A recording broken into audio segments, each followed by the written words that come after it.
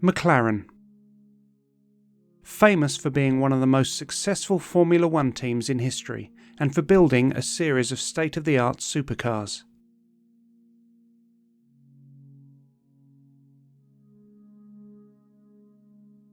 What's less well known is that they once announced a serious plan to make an attempt on the land speed record. And Ayrton Senna may even have driven it.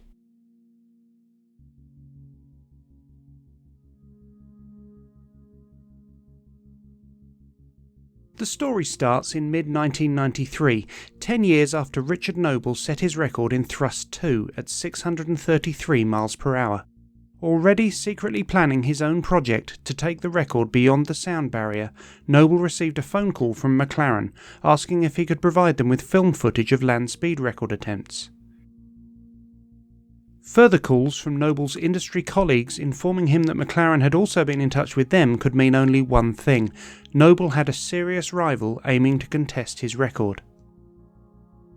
On December the 16th, 1993, McLaren held a press conference at their Woking headquarters, at which they showed off a mock-up of a jet-powered car that it turned out they'd been developing for 2.5 years, and announced their intention to not only go after Richard Noble's 10-year-old record, but to go supersonic into the bargain. The car was named the Maverick and would be built by the newly formed McLaren Advanced Vehicles Division. Despite the presence of a mock-up, the invited press were not permitted to take photos, and so the pictures that existed of the Maverick were sketches drawn from memory by journalists who were at the press conference, until 2012, when a visitor to the McLaren Technology Centre published photos he'd taken of the same mock-up, now on display in the foyer. Bringing McLaren's long experience with carbon fibre construction in Formula One to the design, Maverick would have had a fully stressed carbon composite shell for strength and lightness. Compare this with the much heavier aluminium-skinned steel space frame that Thrust SSC would eventually have. McLaren had already made extensive use of computational fluid dynamics by the time Maverick was announced, and were also investigating using rocket sleds to accelerate models through the sound barrier to measure the effect of supersonic shockwaves bouncing off the ground, just as Noble would do whilst developing Thrust SSC. Maverick was to be powered by the Turbo Union RB199 engine with full afterburner, as used in the Tornado fighter bomber, optimised for low-level use. This was the same engine that was also briefly considered for Thrust SSC, before the Thrust project settled on the Spey engine from the Phantom. The RB199 is smaller and has a 40% higher thrust-to-weight ratio than the Spey, but its digital control system was deemed too complex for the Thrust project. McLaren, on the other hand, were well used to using computer-based engine management systems in their Formula One cars, and the RB199's compact size and higher power to weight enabled a sleeker design with just one engine. Comparing Maverick's estimated dimensions with Thrust SSC shows a marked difference in the design approach.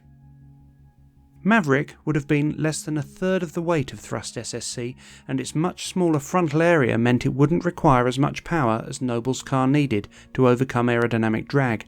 In fact, Maverick's single engine would have generated about a third of the power that Thrust's twin engines provided.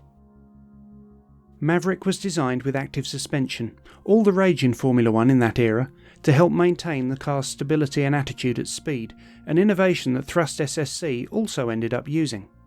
Additionally, when announced, Maverick's design included an ejector seat, which would have been fired automatically if computers sensed that the car was lifting.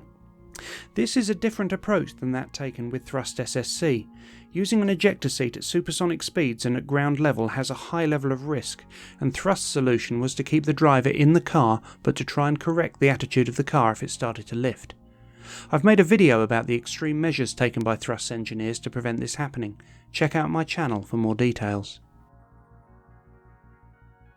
Since the earliest days of record breaking, even the boldest and best intentioned land speed projects have historically struggled with funding.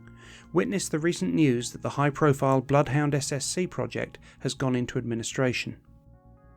One of the most exciting aspects of the announcement of the Maverick was that a well funded corporate entity was behind it. McLaren's funds, whilst not unlimited, would certainly have funded a comprehensive design and development program with better resources and less dependency on sponsors than any record attempt in recent times. In fact, you have to go back to the mid-1920s and the cars that Sunbeam developed for Henry Seagrave to take the record to find a comparable level of corporate funding for a land speed attempt. McLaren was reputed to have spent £250,000 up to the point when they announced the Maverick project.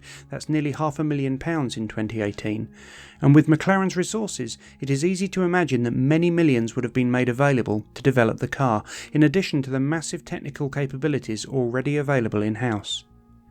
In fact, it was reported that Maverick had a budget of £25 million, that's £50 million in 2018, nearly 10 times the £2.8 million spent on Thrust SSC. To put that in context, the estimated cost of the Bloodhound SSC project was between £50 and £60 million in 2018. On that basis, McLaren's reported budget for Maverick sounds realistic. Rumours circulated at the time of the launch that Ayrton Senna was to be Maverick's driver, and even that he had helped fund the initial research. Although Senna had been a long-standing member of the McLaren Formula One team, by late 1993 it had been announced that he was leaving McLaren to join the Williams team for 94, and so even if Senna had once been in the frame to drive Maverick, it's unlikely he would have been allowed to do so once he joined Williams. Ron Dennis commented at the time that a fast jet pilot would make an ideal driver for a jet-powered land speed vehicle, prescient considering that Thrust SSC's eventual driver, Andy Green, was an RAF pilot. McLaren anticipated being ready for a record attempt 2.5 years after the project's announcement, which would have seen it running in mid-1996. However, in mid-1995, McLaren suddenly announced that they were shelving the project and no more was heard about it. The mock-up emerged at McLaren's MTC headquarters in 2012, where the photos featured in this video were taken.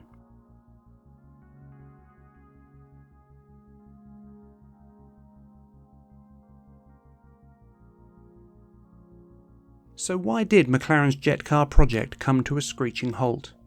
There are a few theories. 1. McLaren lost its driver when Senna died. I think this is unlikely to be the reason the project was cancelled. As we've already seen, even if Senna had been involved in the early stages of the project, by the time Maverick was announced he had already signed to drive for the Williams Formula One team, starting in 1994, and so it's unlikely his new team and sponsors would have allowed him to attempt something as dangerous as a speed record attempt. Also, Ron Dennis actually stated that McLaren were considering fast jet pilots to drive Maverick.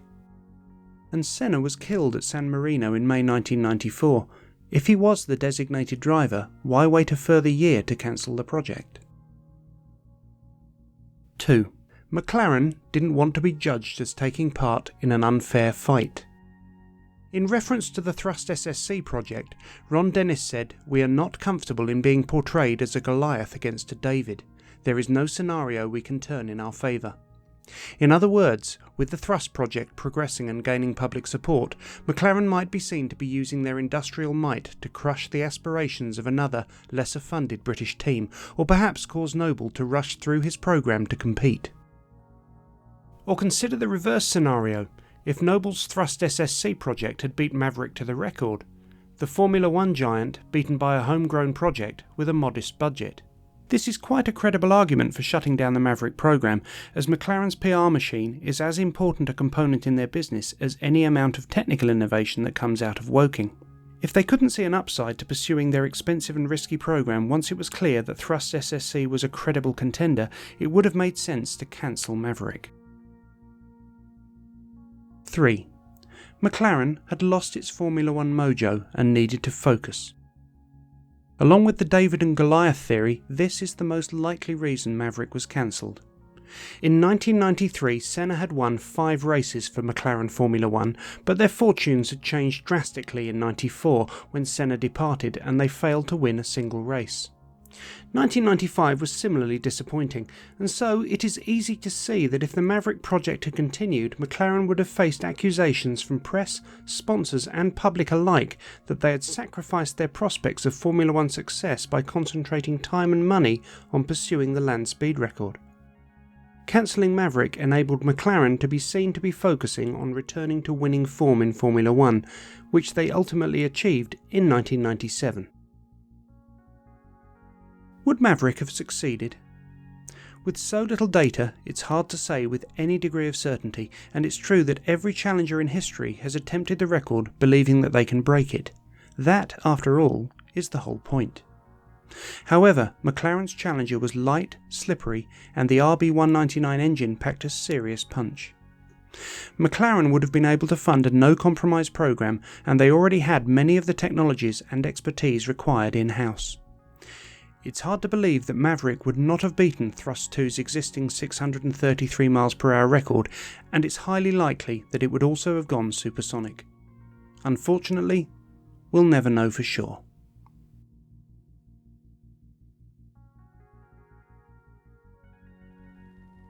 If you've enjoyed this video, don't forget to give it a thumbs up and subscribe to Scarf and Goggles for more tales of land and water speed records. Thanks for watching.